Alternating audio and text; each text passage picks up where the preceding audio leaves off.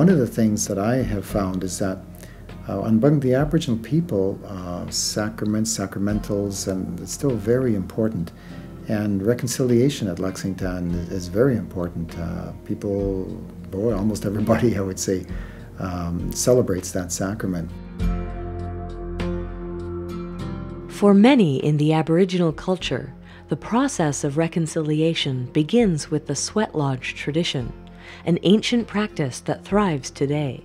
For Catholics, both Aboriginal and non-Aboriginal, who have experienced the sweat lodge, it is an experience of healing and reconciliation that deepens our understanding of the meaning of the sacrament of reconciliation. In any given community, there might be up to 20 or 30 sweat lodges, and every week there's a sweat lodge.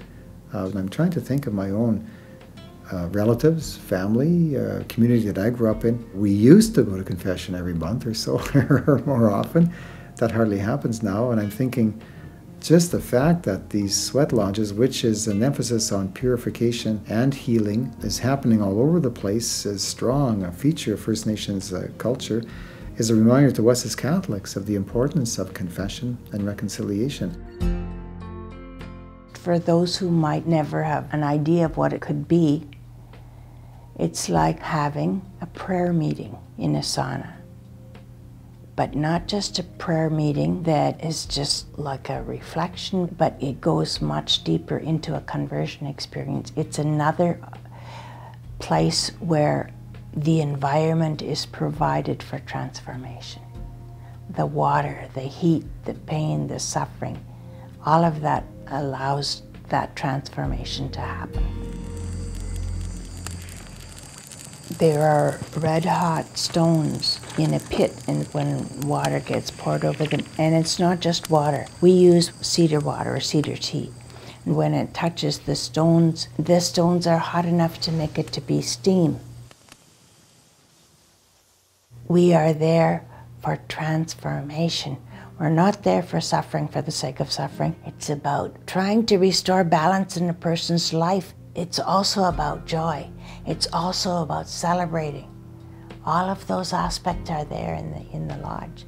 It's saying, I'm being cleansed. I'm being forgiven by those that I have, or I ask forgiveness of those that I have hurt and harmed. And so that's the same thing we're asking in the sacrament of reconciliation.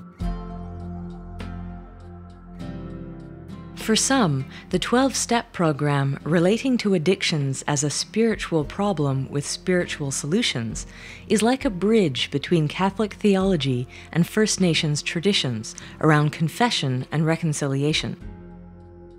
We have to be quite open to how God works and brings reconciliation in all kinds of different ways.